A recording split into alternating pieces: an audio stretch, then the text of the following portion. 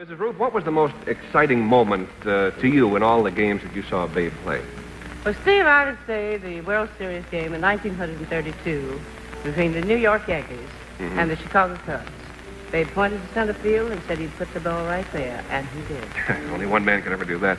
Have you been to the series games this year? Yes, I would say yes.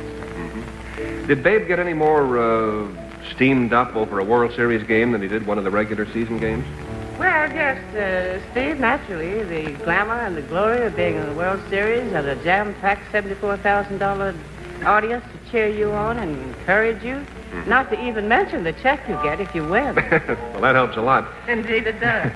The day that Babe Ruth retired from the Yankees, he made a speech, I'm sure many of you know. As things go along in sports, you know, as days and years go by, us older fellas, we have to take a side seat to let the younger blood come in and take our places. You can't go on forever in sports. And there's a young man now with the Yankees who was 4 years old at the time that particular speech was made. In some areas, he's been compared to Babe Ruth, and this season, he came close to matching Ruth's record-breaking 60 home runs in one season. He also became this year the fourth player to win the Major League triple batting crown. Here is Mickey Mantle.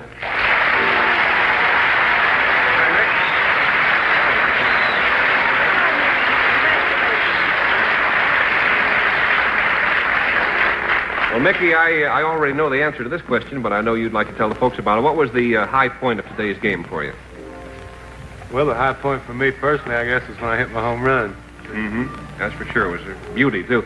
How do you feel, I suppose you hate to be asked this question now, but how do you feel about the possibility of breaking Babe Ruth's home run record next year or some year soon?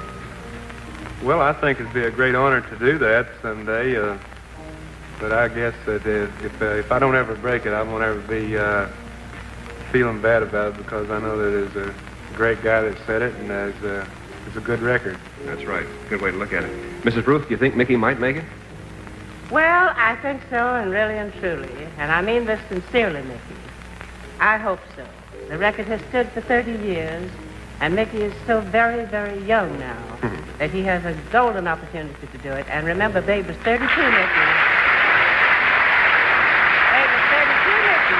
So he had 8 years on you. That's and right. I certainly wish you a lot of luck. Thanks a lot. It's very sweet of you to say that. Mickey, I understand there's a story. Just how were you named Mickey? I understand that's not your nickname, but your real name. Is that right?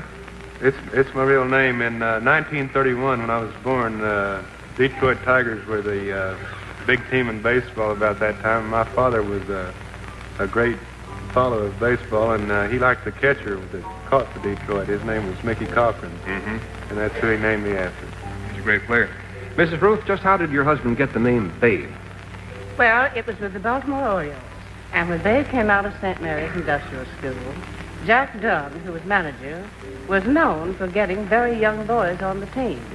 So when Babe, a big, gawky kid, came in, and the boys looked up at him, and he was about 17 or 18, 6'2½", they said, well, here's Jack Dunn's new Babe. So the name kind of stuck to him. Cute, don't you think? Yeah, very cute. I think you're cute, too.